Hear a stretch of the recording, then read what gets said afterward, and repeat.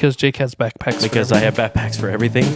And what's really funny is it's very obvious what my podcast backpack looks like, but I am in such a mental state that didn't even cross my mind.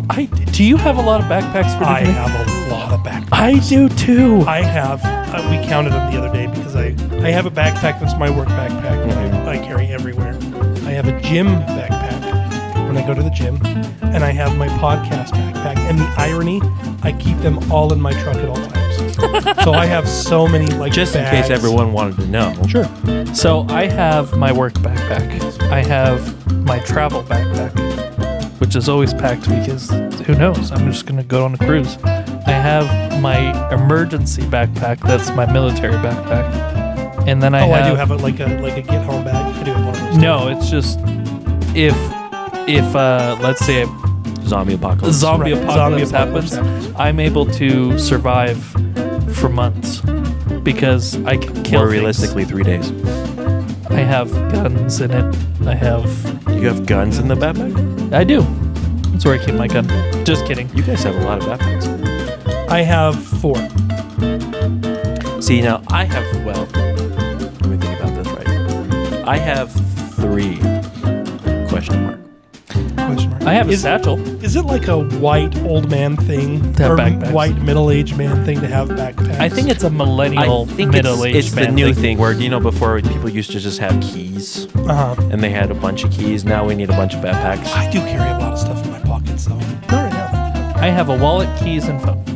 I say I pulled out my keys during a meeting one time and everyone's like, "Jeez, what do you have to open?" And then I went through and I told them all what I had to open. There's a reason. Wait. I have a reason for each key. Oil. Lock. Oh yeah, we're like exactly the same. Yeah, we got the same size. I've got a little pry bar in mine. Ask me why. I have well, maybe I shouldn't say what that. I was going to say maybe you I shouldn't say what that USB does. I know what that USB does. I'm a tech person. Josh? I have keys for my work that just has a tag that says thank you. Oh. And then I that's have nice. my safe key. And then my house key. And then oil. And then my car key. That's nice. Hey, let's get started. Oh yeah, that's right. Started this but thing. wait, we have to go back. So I forgot my backpack. Wait, do it after we start. No. We have to Because right continue. now it'll be blah, blah, blah, Yeah, blah, let's. blah, blah, We'll we do still it have the after. music going? We have the music. Is good. Yeah, we haven't even started. Okay. Wait.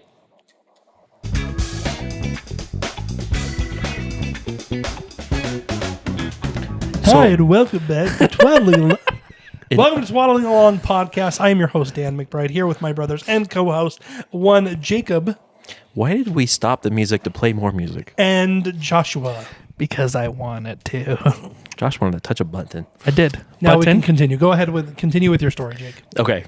So for all of you that were listening during the music, I forgot my backpack that has all my podcast stuff in there. Strangely enough, I somehow got my iPad, which is good. Yeah, which is good. I'll take that. But because of that, my brothers had to improvise, and Danny provided me with his microphone that has a stand, and he is currently using a handheld microphone. That has a Dynamic. green spit foam thingy. Does. And he kind of is enjoying himself I'm almost too loving much. it. So there's Because I can do things like this.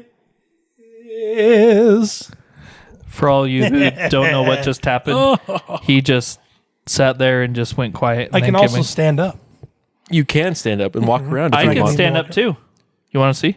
You're gonna break something. I Please am gonna don't. break. I'm not You going to. you are literally tangled in your cables, so if you stand up, it will be really funny. Josh, you're barefoot again. Dude, I'm always barefoot during This this. is This is how we get freaking members, Josh. subscribers. Little caveat: feet are present. Join us on our Patreon for Josh's feet pics. And they'll probably be like, "Oh, dude, you have a really bad ingrown and toenail," then- and I'll be like, "Yeah." There'll be pictures of Jake looking horrified and plugging his nose and trying to run away at very fast speeds. Oh, do you know what would be the funniest thing though? If we said Josh's feet pic and it was just rulers. It just Oh, a ruler you with just Josh's hold it- name on there. Just this is my feet. 1 foot, 2 foot, 3 foot. Oh. We still haven't finished the story. We keep getting off track. that's right. So, but yeah, Danny does have that microphone now. I have a different microphone that usually belongs to Danny, and I'm sitting in Danny's spot. We've thrown off the dynamic a little bit. I don't like it. I'd just like to point out I can't lounge. It I am is the doing the oldest, middle, youngest now. that's gross. Hey, We're in order. we are in order. But isn't it usually like the presiding like leader is in the middle, and then his right hand man's on his right, and the guy who just shows up's on his left? Well, that would be you, Joshua. That I would know, be showing that's- up on the left. So Yeah, I show up with my feet out. yeah. John was on the left. He was the most beloved. True. That's right. We brought in religion. We Yay for did. Sons of us. Thunder. Freaking religion. Yay for us. Where it's funny, I've brought up different topics, and Danny's like, "We can't look at the weather in this certain section." No, Josh wanted to do a whole entire podcast on religion. And I thought, well, Was it? yeah, well, I don't know. I don't care. It was about the birth of Jesus. I would call that kind of religious, yes. It was a A little very bit fun religious. interaction via text. But that's not what we're talking about today. That's true. No, dear listener. You have joined us back on the first of our three. And not only have you joined us for the first of our three, which all of you know by now is history, but you've joined us when Jake gets to pick history. And Yay. you guys know how much I love history. Jake loves history. Hey, speaking of yardsticks, Ooh. did you guys hear about the company that makes yardsticks? No. Turns out they're not making them any longer. What is that? They're not longer. Oh, I get it. Oh, Danny's dad joke just went right over his head. He's like, Yeah. yeah, and I heard is that. it a lumber shortage? What's going on? He's looking at the economics of the. hey. Do you Must know? be a tariff thing. Do you know what the scariest plant is on the planet? The scariest plan on the planet? Sorry, let me rephrase that question because I completely ruined it. Do you know what the scariest plant is on this planet? Plant. Bamboo! What? What? Bamboo! Baboo? Bamboo! Bamboo. I didn't hear the. I didn't hear the M. see. I You heard baboon. You blew out And everybody for that one. I was Huh. like, so the baboon is the most Here, terrifying Danny, cut plant. this section and put it right before then. Please cover your ears for at least 2 seconds. Seriously. So, We're talking about dad jokes. as we just specified, I am in charge of history. If you are a new listener, Shame on you. you have much to be caught up on. But Hours of this. let us make it clear right here and now. Jake doesn't like history that much. Jake's a history denier. I deny all history. What happened last week? I deny it. Just kidding. Just every little aspect. No, I'm just not. There was once upon a time I was part in history, but I'm just not. What happened to you, Jake? What happened that drove the joy of history from you? Was it Josh's incessant watching of the History Channel from the time he was 3 years old? and it was not. And the problem was is that most of the time it was modern marvels, so there was just not as much joy in it. But- what?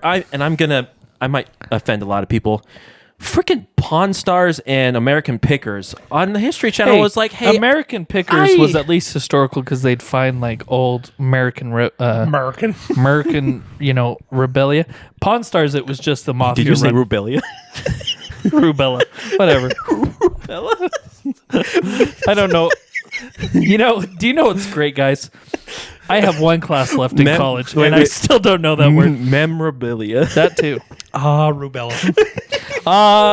Gynecology. Gynecology? Hey, do you want to hear a story? Oh no, I don't know. After you said that, I don't know if I want Kind of to. worried about this.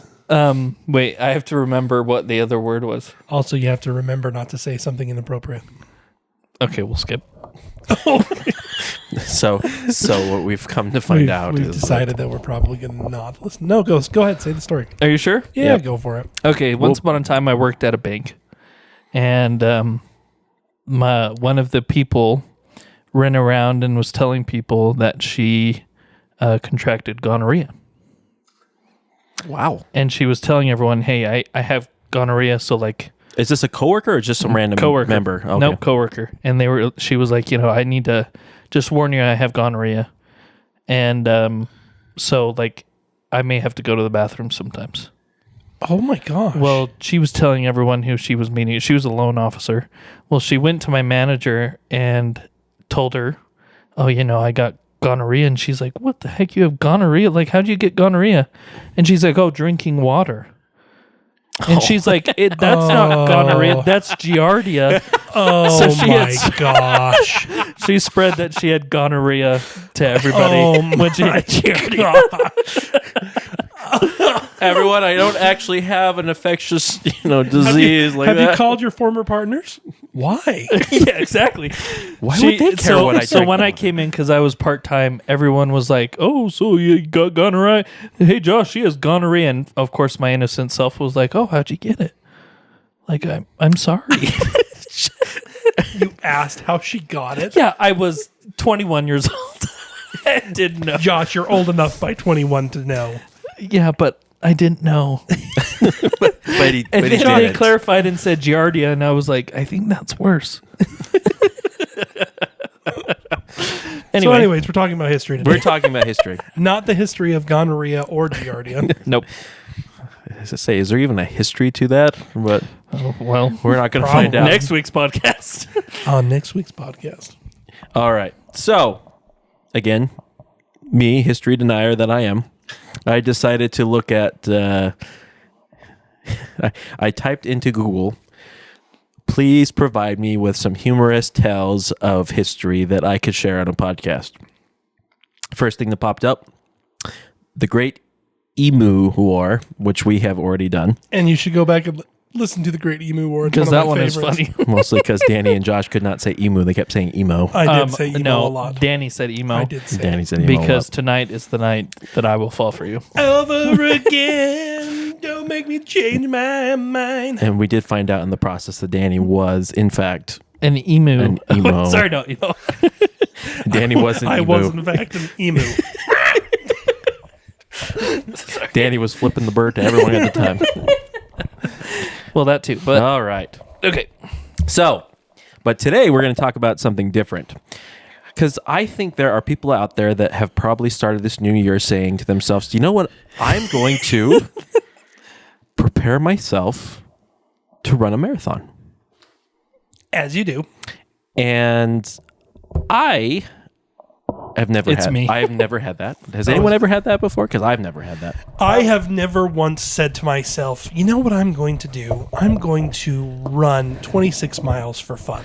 And see, this So is my where toenails fall I, off, bleeding happens. am different because I did want to run a marathon once. You wanted to run a marathon once? Yeah. Was this in high school? Yeah, it was when I was running. And what happened?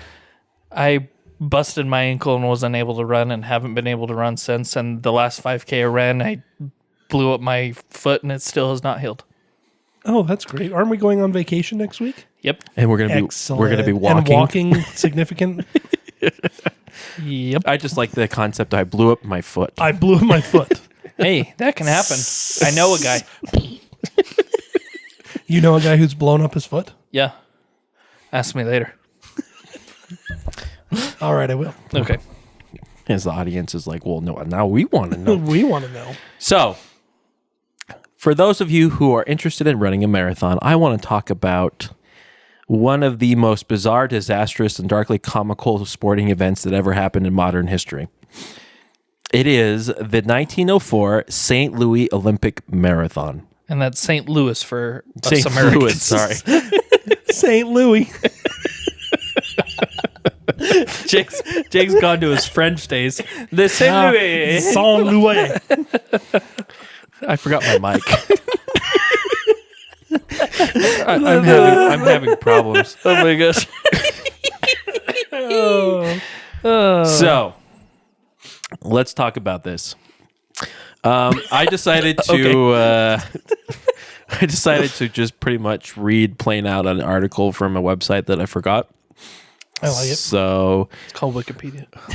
it wasn't Wikipedia, surprisingly, though I'm sure Wikipedia probably just copied and pasted what was found on this website. It does have a pretty good summary of it. Yeah. On a broiling 90-degree August afternoon in 1904, 32 men dressed largely in white with leather belts gathered at the Francis Olympic Field, a newly constructed stadium in St. Louis. Nice. Is that right? That is correct. All right. It's actually Louise. This was flanked. St. Louis. This was flanked by other men in suits and pork pie hats. Does anyone know what a pork pie hat is? 'Cause I don't know. Let's look it up. Pork I'm pretty sure it's just like a short top hat. hat. Is that what it is? It is. It is a shirt. It's kind of like a taller fedora. Oh. It's actually a pretty good looking hat. They were about to compete in what would become the most infamous marathon in history. The event was part of the Louisiana Purchase Exposition. Yeah, it was a World Expo, 1904 World's Fair. Now, to give a little bit of back history, Olympics were going to be taking place in Chicago. which would make sense. St. Louis, or St. Louis for me, and I'm probably just going to call it St. Louis because I like that better. St. Louis. Didn't like that. They didn't like the idea that the Olympics were going to be held during the World's Fair. And so they said, let's have it over in St. Louis. And if you guys don't, we're going to start our own sports festival and poach all of the athletes to come to our event instead. And I just want to point out that the modern day Olympics had just started. This was the third Olympics. And the other two places were, I think, Athens, where it started, and then London, I think. And then they were going to do Chicago. But they did St. Louis. St. Louis. St. Louis came out ahead St. mostly Louis. because of their threats and their whining. So here we have... Oh, no, sorry. Paris was not London. You had David R. Francis, a former Missouri governor and president of the organizing committee for the Olympic Games, present there. At 3:03 p.m., he fired the starting gun, and so began the first Olympic marathon race on U.S. soil. So I'd just like to point out, have you guys ran a race? No. So races usually start really, really early in the morning, so it's cooler. You never start it in the noonday or afternoon. You either start it really early or you start it really late. And so the fact that he started at 3 p.m. on like one of the hottest days on record in St. Louis is a joke. And that began what would become one of the most interesting races and what almost ended marathon races in general in the Olympics. Yeah, now I have to throw in here that the marathon distance had not officially been like determined. Is it still when it was like 22 miles or something? It was 24 miles. 24. And 1,500 yards. Do you guys know why they changed it? No. They changed it so the marathon runners could run in front of the Queen. Her Majesty. Yep. And to do that, they had to run an additional... No, Jake. Or no, Danny. The album makers. I don't know why I said... The musicians is what you're... the album maker. The album maker. We have now discovered that for all future occasions, you are no longer musicians. You're just album makers. Freddie's like, add 2 more miles on there, bro. When you're doing Freddie, you have to make sure you use your teeth. Oh, yeah. Sorry. And who's the other guy? And I love Brian May. And Brian May is like, dude, perm. I'm really smart, perm. Did you know that they had tug of war? At this place? Yeah. Tug of war was was originally in the 1900 Olympics, but for the 1904 games in St. Louis, there were 6 teams that entered. Dang. 4 of the teams were represented by the host nation. There was one from Greece and one from South Africa. Ooh. For this, they had what was going to be, they were going to have this 5-lap around the track, and then they would go out and run around St. Louis in probably the most dismal, horrible track to ever be kind of set up for the marathon race. Mostly because it wasn't like a track or anything. It was just dirt paths, rocky roads. They were coming in contact with pedestrians, cars. I mean, it was not well thought out. And remember, 1904, cars were brand spanking new. You didn't have a driver's license. You didn't have asphalt. So, yeah, you guys know what happens when you're on a dry dirt path and you are driving. You die. Well, and like they had to stop for trains. Yeah. There was literally trains would stop, and so everybody would just like stop and wait for the train to go by. It was awesome. Delivery wagons, people walking their dogs. Hey, good morning. So, among this cast of largely American runners, mostly because for the most part, most of the rest of the world couldn't get people to St. Louis because it was just an awkward place to get people to. So again, there were 32 men total. Of the 32 men, only 14 men actually completed the race. Which is really sad. To give you a little bit of future insight, one of them hitchhiked. Another one took a nap. He did. And the one that eventually actually won the gold did so after drinking strychnine and raw egg mixed with brandy. So, Which, for all those who don't know, it's rat poison. Is what that is. Yes. So, I keep saying so. I say so a lot. So. I'm going to try stopping saying so. So I'm going to go back to So we. Oh, now I can't do it. Now I'm going to have that stuck in me for the rest of the. Stuck in my mouth? stuck in you. Stuck in me? France sent one athlete to this Olympics. One of the big deals about this is that you had someone from Cuba. There was a Cuban. This guy from Cuba, let me see if I can get his name. Felix Carvajal, looks like is what his name is. Huh? His backstory is that he was a mail carrier in Cuba who raised money for his trip by running across his home country to be able to get the money. And then he journeyed over to New Orleans. He lost all of his travel money when he was playing, when he gambled in New Orleans. And then he had a hitchhike to St. Louis. He arrived at the starting line minutes before the gun went off, wearing heavy street shoes, a long sleeve white shirt, and dark trousers. A fellow athlete helped him cut his trousers into crude shorts with scissors right before they went on the track. Gosh, so if you guys look up this picture, he was literally wearing. Yeah, he looks like he's wearing like a golf outfit. But look at that mustache. Yep. Yeah, I just That like is that. a So beautiful imagine you mustache. guys are at church and then someone comes up, just cuts about knee length. That's what he was wearing.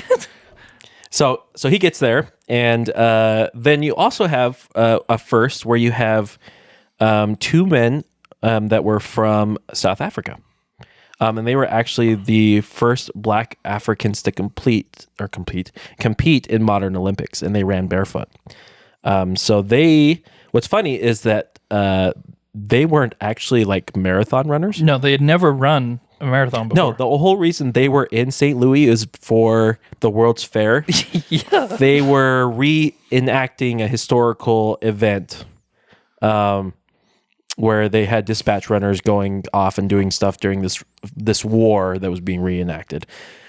They were so desperate at this race just because they couldn't get a whole lot of people from outside the United States. They were just going to anyone being like, can you run? Can you run? Can you run? Some people said yes. One of the South African guys, his name was pronounced wrong. During the officials announced his name wrong in the results. And so technically, I guess back in the day, the rule was that if your name was not presented correctly, like it didn't count. Oh, really? Yeah, so he's listed now as taking 9th place, but when it was first done, he never placed because his name was mispronounced. Oh, that's just so rude. So they have a kind of a humorous but tragic thing that happens to them during the race.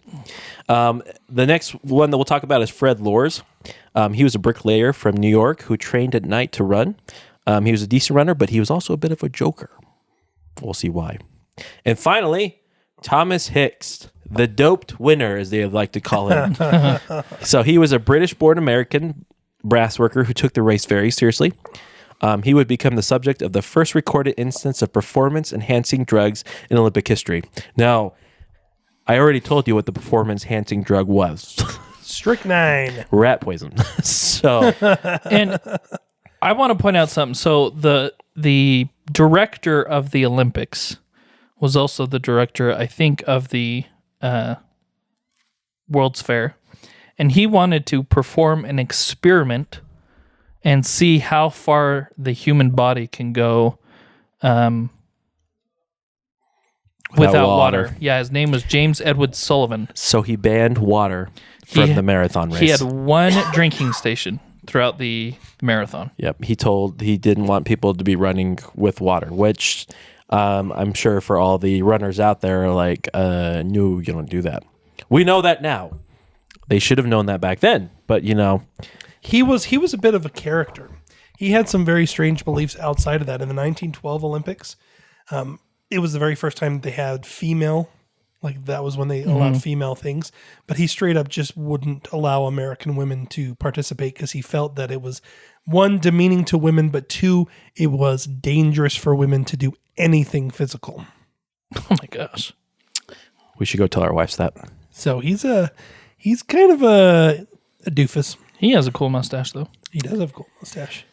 So 3:00, the gun goes off and they start their race. And as we talked about, because of the dirt paths, dust clouds. And it was hot. Yep. 90 Like degrees. 90 degrees. It was. Blech. Oh, and they say that the moisture in the air, what's that called? Humidity? Humidity was so high that it felt like 116 degrees. Oh. That was the heat, like it felt like kind of thing. The race officials drove ahead. And so the runners are See you later. running behind the automobiles that are kicking up dust clouds. And not just small ones. These are massive dust clouds that were causing the runners to choke. One of them, William Garcia, a runner from California, inhaled so much dust that his esophagus became coated and his stomach lining tore. So he collapsed with a massive hemorrhage and was found lying on the road. Oh my gosh. Yes. Well, doctors later said that if he had been left for 1 hour, he would have died. So luckily he got there. He did. He ended up living all the way till 1951. Now, back to our beloved duo from South Africa. They were running barefoot. They were actually making excellent time. They were like looking to be the top contenders. But about halfway through the race, they were chased nearly a mile off course by a pack of wild dogs. Oh my gosh. Oh my crap. So can you just imagine if we had that happen in a current marathon race, is that people are just running down the road and all of a sudden just a bunch of wild dogs just come over? Oh my crap. Ooh, that just gave me an idea. We should release a bunch of wild bulls into a marathon. It's funny that you say that because during the 1904 World's Fair, one of the big things that happened is St. Louis had a ban on bullfighting. Oh? But they wanted to do a cultural bullfight for Spain. And it actually caused an entire riot that almost shut down the entire thing. Did it really? gosh. Yeah. Oh, I didn't read that. So the whole 1904 World's Fair and the 1904 Olympics was bad. It was just not good. It wasn't well thought out. They had in their swimming event, and we'll get back to this marathon because I think it's really funny. But in their swimming event, as before people did like the fancy diving, they had like a whole setup where they were showing how unsinkable like life preservers were, and like the boats that were found on cruises, like the big liners, and like half of them sank. oh my gosh. And this was, if I remember right, I think it was sponsored by like the people who made Titanic. Oh, the So there was- So there like- should have been some indication. So there was some interesting things that were happening. So they one of my favorites of this is our beloved band from Cuba, Mr. Carvajal. He had not eaten in over 40 hours. And so despite running in heavy boots, he was actually keeping pace with the leaders. And he was driven by hunger. Well, because he was driven by hunger, one thing that was actually along the path was a bunch of orchards.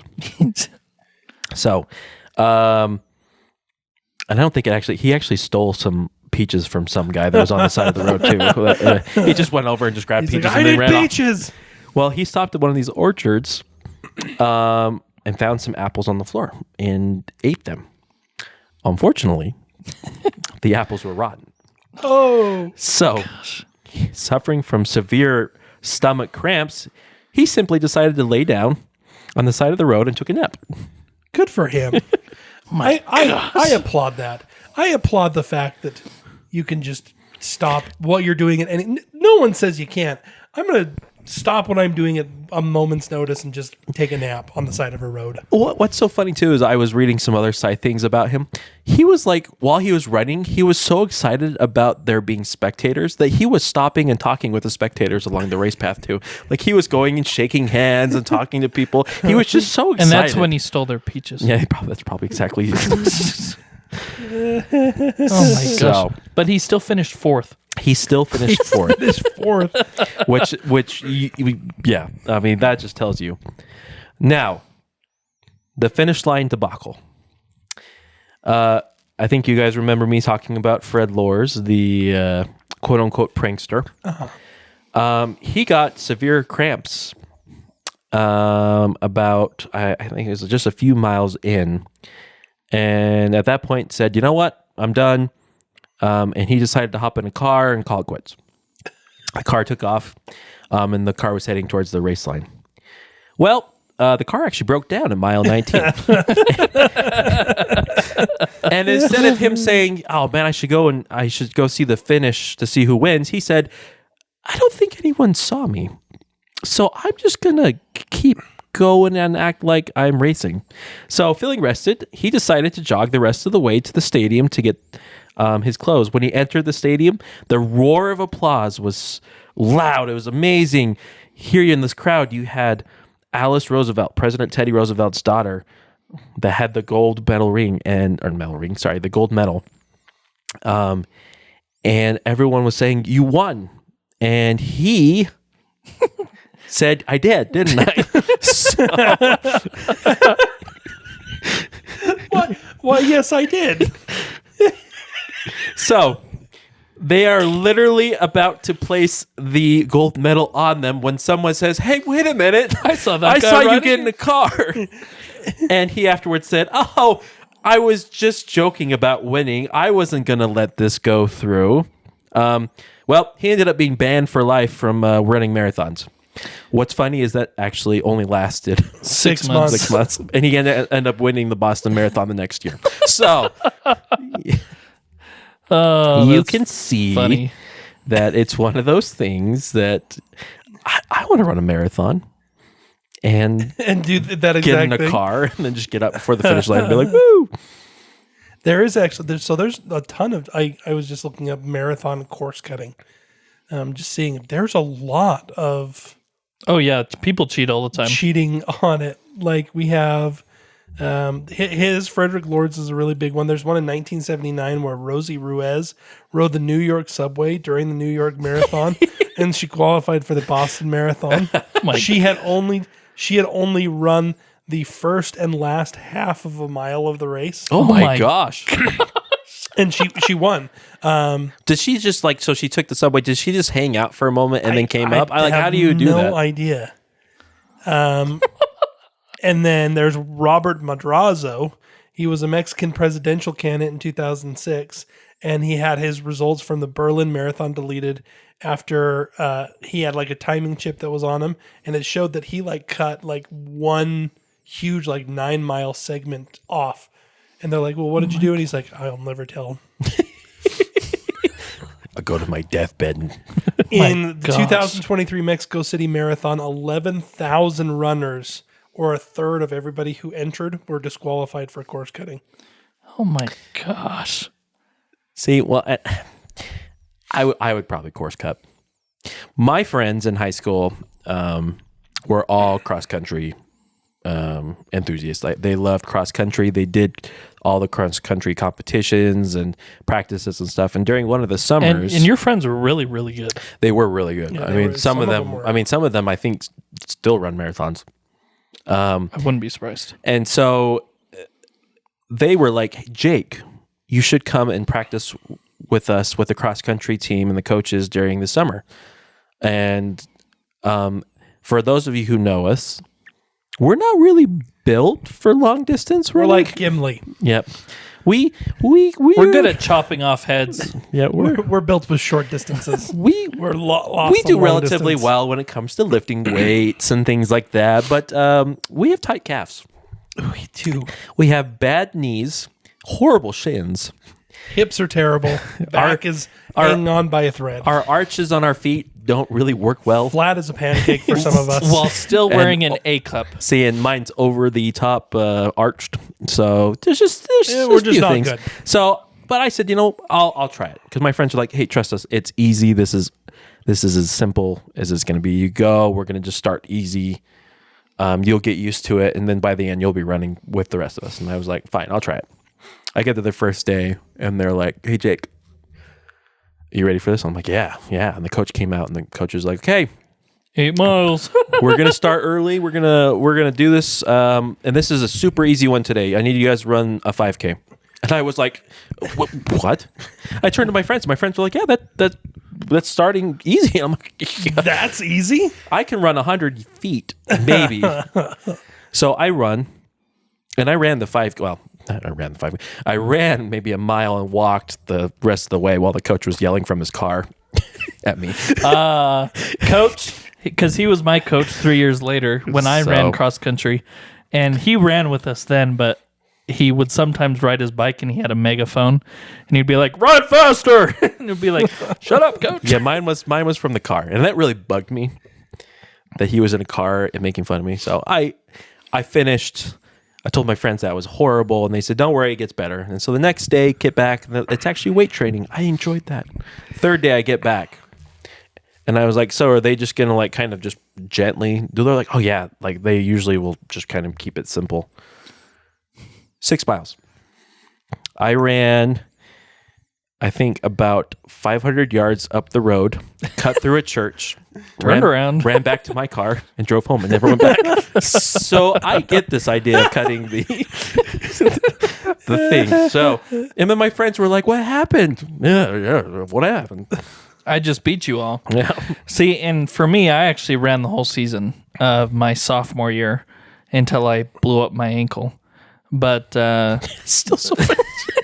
Every time I just picture you walking, and all of a sudden, this is what happened. It was the West Jordan 5K at West Jordan Park, and there was a pothole, and I stepped in it with my right foot, and something popped, and I kept running, and then wasn't able to run anymore after that.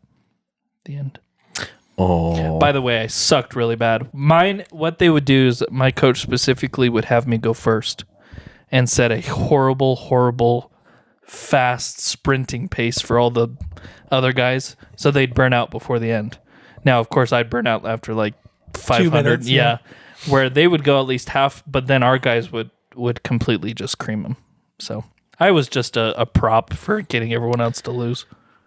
So again, we weren't really made for marathons. The other thing is, and my dad can attest this because he came to one of my races. I was running, and you know how you have the jerseys, the cross-country jerseys? They're just like a simple jersey and really short shorts. Well, a lot of times you just run with the jersey and shorts and spandex, whatever. Well, my dad thought I was running with an undershirt because I was so white. So from then on, I felt self-conscious, and I wore a white shirt from then on. So, yeah. We're pasty. Yep. So going back to our 1904 St. Louis debacle with the marathon, I'm going to talk about the winner, Thomas Hicks. So by mile 10, he was absolutely exhausted. Again, they had not had any water. He was dehydrated.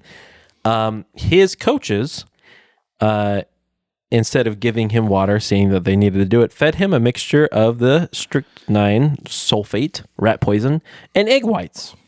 I just think that's a really funny combo. And I want to know why, of all the things, they thought rat poison was... It was used, I was just looking it up because I was kind of interested. Strychnine in small doses was commonly used as a stimulant at the time.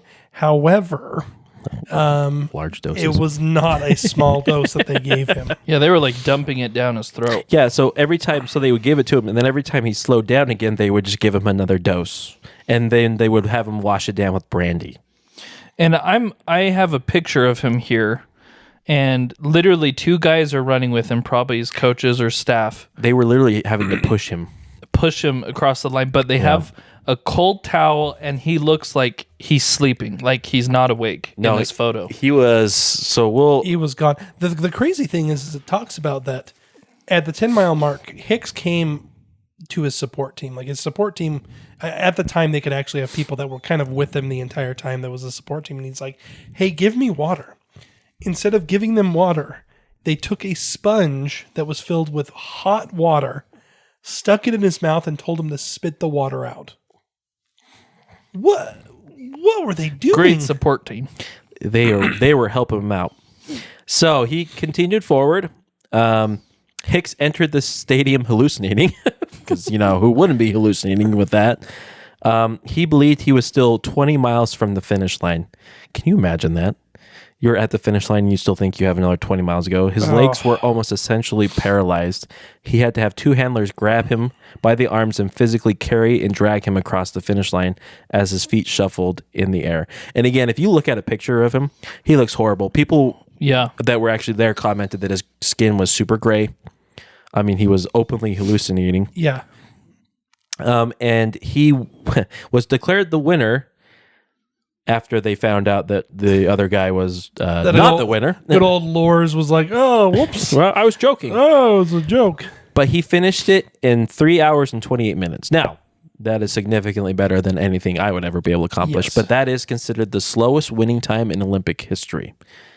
He immediately collapsed. 4 doctors had to keep him alive, and he lost 8 pounds during the race. 8 pounds in one Of just day. sweat. And 3 the thing hours. is they say medical personnel said that another dose of that might have killed him because they were thinking of giving it to him after he finished the race. And he refused and went to the hospital. But nowadays they said that probably would have killed him because it was enough poison to really take him out. So yeah. It is just crazy. So one of the things that while we've been sitting here, I've been trying to look up this James Edward Sullivan, who's the guy who kind of set everything up together, and why he was trying so hard to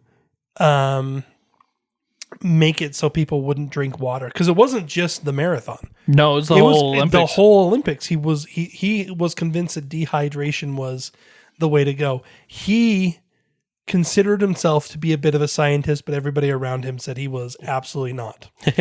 You're an idiot. Literally. And they literally called him the father of the Savage Olympics.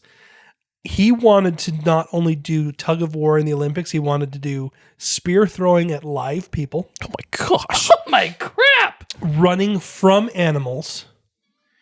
We just talked about how humorous that would probably be. However, and here's the twist of fate. Most of the people that were wanting to actually participate, they were like, oh, you're just doing this because you're racist. Yeah. He was an openly super racist guy. Oh my gosh. Well, I know that the 2 from South Africa dealt with a lot of racism stuff when they went through and did everything. So, I mean, so here we are. End of the race, carnage.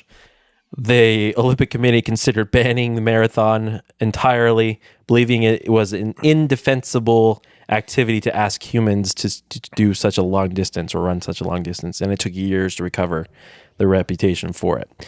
So here you have the winner, the hallucinating man on rat poison.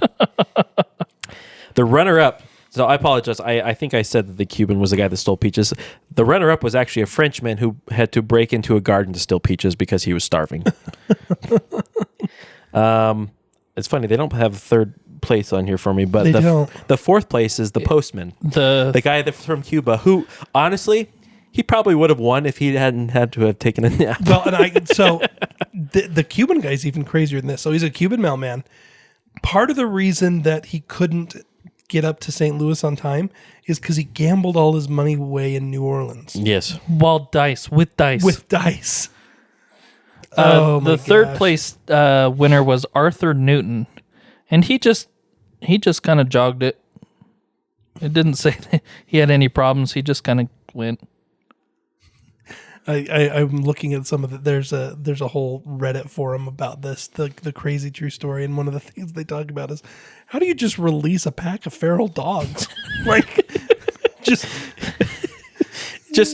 one of those things. I mean, and it's one of those. They're just wandering. I mean, I know Dad talked about growing up that their dogs would just get together in packs in Arizona And go kill chickens. Yeah, and then just rock around. I'm pretty sure it's something similar. I mean, I saw it in the Philippines. Dogs would just get together and just kind of chase after things. Hicks never did run another marathon for good reason. I think many of us would say. Like many of the athletes, including the two from South Africa, he practically disappeared from any recorded history. Let's see here. The guy that cheated ended up winning the Boston Marathon the next year, which is really funny. And here's the beloved Cuban again. Garva Hall continued to travel for marathons. In 1905, he returned to St. Louis to take third in the inaugural All-Western Marathon. The following year, the Cuban government sent him to Greece for Olympics, only for Carvajal to completely disappear en route to Italy. They presumed that he just died, and then he just randomly reappeared in Havana a few months later. Oh my gosh. So Thomas Hicks, he was so embarrassed by his performance, he moved to Canada and became a naturalized Canadian citizen and lived as a minor until his death at the age of 76. That's the guy who won. Jeez. And I feel bad that he felt like it was his fault. It's like, yeah, no, your freaking handlers were. You were freaking drugged, dude. So they had a little bit more of how terrible this entire planning was. They actually sent out a vanguard of horsemen, they say, that were riding ahead of the racers to try to tamp down the dirt, thinking that it would stop the dust. Yeah.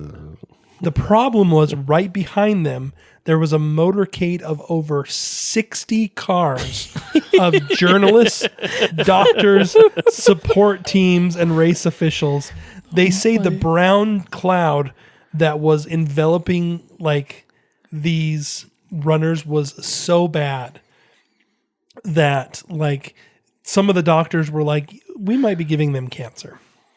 Oh my God. One of them had a hemorrhage. So, I mean, they're not too far off. So there you have it, ladies and gentlemen. The 1904 Olympic marathon in St. Louis. I'm surprised that didn't just end the Olympics. Just the 1904 Olympics were just nutty. Just 1904 in general. Those early 1900s. Yeah, it was a bit of a joke. Oh my gosh, that's crazy. There were only 12 nations that were represented in all of the competitions.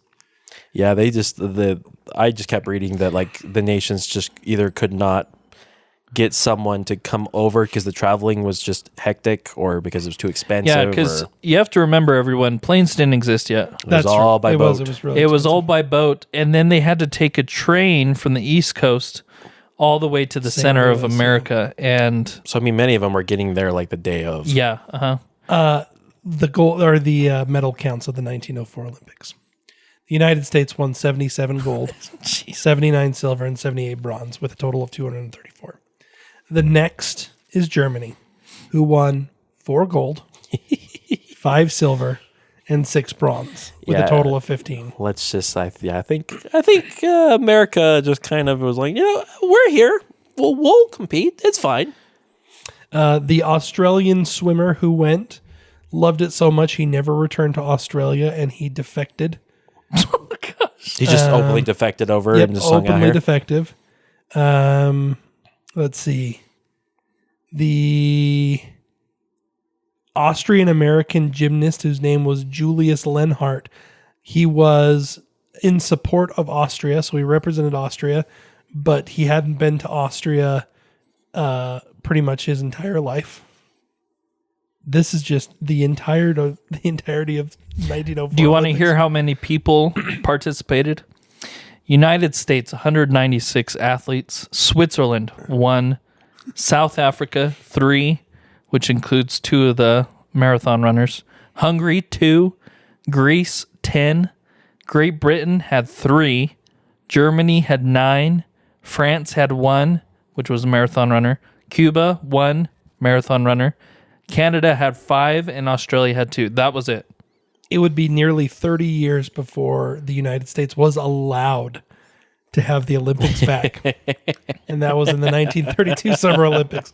It was so bad that the Olympic officials are like, Don't send them back. We're not Don't doing that. I send them think back. that maybe we're going to stay away from there. Isn't it the Summer Olympics this year? It is in Los Angeles, 2028. It's in Los No, Angeles. yeah, this So year is Winter Olympics. Yeah, I Oh, apologize. this year's Winter Olympics? Doesn't that mean it starts in like The end of February. the end of February? Mm-hmm. Wow. Where is the Winter Olympics this year? I'm going to look and see. Italy. Italy. Is there going to be snow in Italy? Is there going to be snow anywhere at this point? Seriously. Milano Cortina is yeah. Let's see what their mascot is. I love mascots. Did you guys know that when Australia did the Olympics, they had 2 mascots that they put forth, and the people of Australia hated the mascot so much they made a drunk wallaby as a third mascot that became so popular. So what was the other 2 mascots? I can't even remember. It was Oh my gosh. it was just Because the emu is the bird, national bird, I think. Is it the kangaroo? Is that the national? I don't know. So, That's just Jake, such a you are right. stereotype. It actually starts in 3 weeks. February 6th is the opening. So it does I don't start know if soon. it's the opening ceremony, but the games start on February 6th. It'll be kind of fun to see what they end up doing. Okay, so this is what it was. Australian had different mascots, notably Ollie the Kookaburra, Ollie the kookaburra. Sid the platypus, and Millie the echidna. What is an echidna? Knuckles. Oh, Knuckles. Yeah. Haha. So Video games to the rescue. and then they had the beloved boxing kangaroo. It was so unpopular, these 3, and I said wombat, I apologize. It was actually, or I can't remember what I said. It was actually Fatso the Wombat. Fatso the wombat. Fatso the Wombat, who was you have to actually look up pictures of this Fatso the Wombat because it became so unofficial. They actually have a statue of Fatso the Wombat in their Olympic village. Oh my gosh, that's awesome. And he's flashing everybody. Yeah, he's got his big butt stuck in the air. That's awesome. The wombat. A statue of Fatso appeared as part of an official Olympic memorial outside Oh my the Sydney gosh, Olympics. that is amazing. That to me is Australia. lovely. Hey, what was Utah's mascot? Did we have a I mascot? don't know if we had a mascot. Or was it just a fiery flame? Yeah, I really don't even remember. Oh, we did. We had 3. Okay, so did? we had Powder, who was a snowshoe hare representing faster. I remember these. The rabbit? Yeah. Copper, a coyote, Yeah, representing higher, and Cole, a black bear, representing stronger. I was in elementary school for that, and when we had songs that we sang for Olympics, which was interesting, and then they had those. Faster. I That's remember. fire, Do you guys stronger. remember watching the Torch Yeah. Oh, yeah. be 100%. run down? Yeah. Over by the McDonald's off of, 70, was it No, 60? 62nd. That's right. Yeah. next to the airport.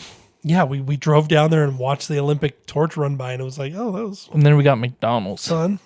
Yeah. Did we? We did. I don't even remember the. Well, I think we went into McDonald's first, then we Yeah. ate, and then we just came out and watched and Because passed by. I'm pretty sure it was Donny Osmond. No, No, it was no, it was like the some- older lady. I can't remember who it Yeah, was. it was some.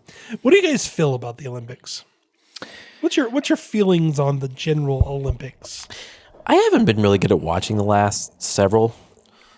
And I mean, like there was some cool when I was younger. I always thought it was so cool seeing some of the things that took place, like seeing the Summer Olympics and Winter Olympics. But for me, there were other names that stood out during that time, like the Winter Olympics. You had Sean, was his name, the snowboarder. guy. Sean Johnson. No.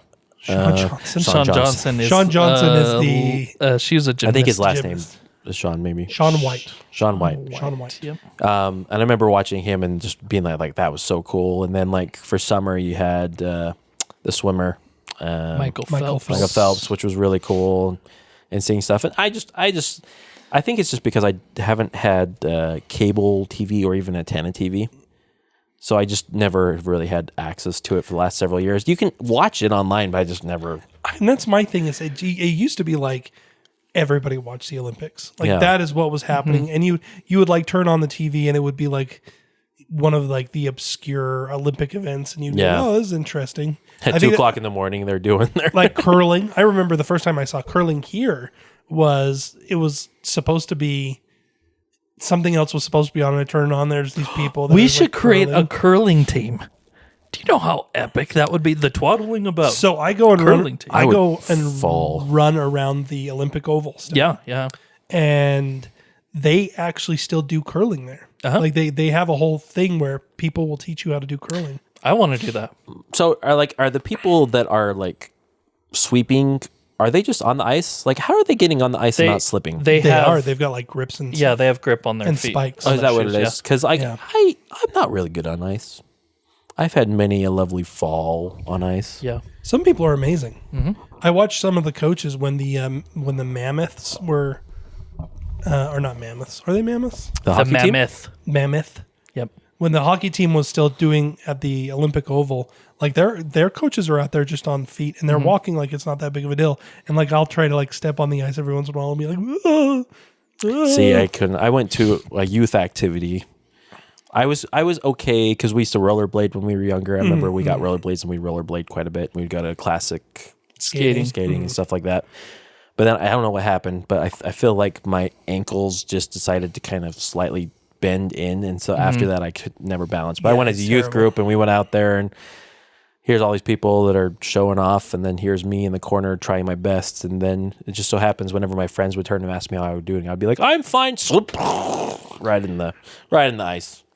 So it bothers me greatly because like when I go around, there is a lot of times there's like the youth speed skaters. Oh my gosh, and they're just amazing, and you're just like, I hate all of you young fit people. It just darn you.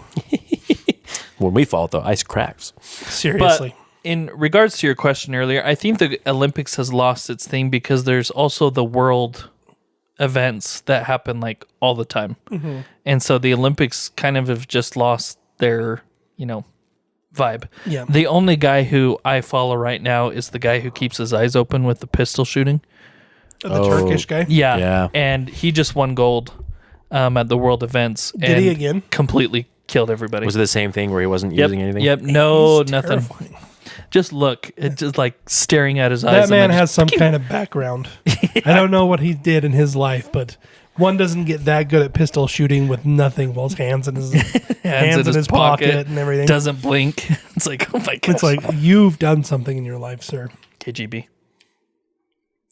Well, I think we've come to the end.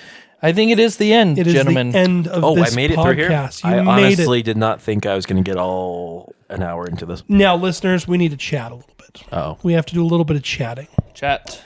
We are going to be on vacation. Oh! Because we are going to be on vacation, there's going to be about a 2-week split where we are not going to be posting any kind of podcast.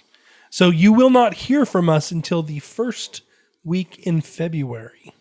Oh. So this is a good time. We now have, I think, close to 50 podcasts. I'm going to have to go back and look. This is a good time to go back and listen to some of your favorites. And maybe what I will do is I will repost some of the favorites in the next couple of weeks, or maybe even try to do like a compilation or something that will keep everybody entertained for the next 2 weeks. When we do come back, it is Josh who will be doing the paranormal. Bless us. Followed by me with the human condition.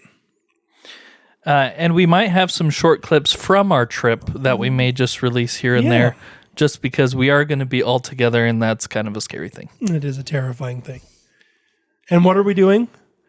Disney World. Because even though we denied it, we are Disney adults. With kids. No with less. kids, that's true. Well, So be on the lookout for all of that. Continue listening to us wherever you listen to your podcast, be that Spotify or Apple Podcasts or anywhere where you get your podcasts. YouTube Music has us. We have also released all of our podcasts on YouTube itself under videos. You can always check us out there. If you have any questions or want to just chat with us, you can always email us at emails@twaddlingalong.com. That's emails@twaddlingalong.com. Final words, Joshua. I think I'm the only one who ran long distance as us 3 for more than 2 weeks or 2 days. I ran for a whole cross-country season, and that was one of the times that I wanted to run a marathon. And then I got back from living in Canada, and I have no desire anymore to run a marathon. I ran a 5K a few weeks ago, and I realized that my body's no longer less than 140 pounds. And I think I broke my heel, and I think it's still broken. And so, yeah. So, Moral of the story is if you run, Don't you, run. Break yourself. Take us out, Jake. Don't run at 2:30. Marathons. Don't do it. Just don't do it to yourself. And better yet, don't go outside. It's just not working out for a lot of people that are outside often. So I have a new sport idea. The person that can hang out in a lounger with a nice drink, popcorn, and a movie. Whoever can fall asleep the fastest, I think should be the new Olympic sport. Ooh. That's called sleep apnea. That's not good. There might be people with performance-enhancing drugs like, Ambien. Have a good one, everyone.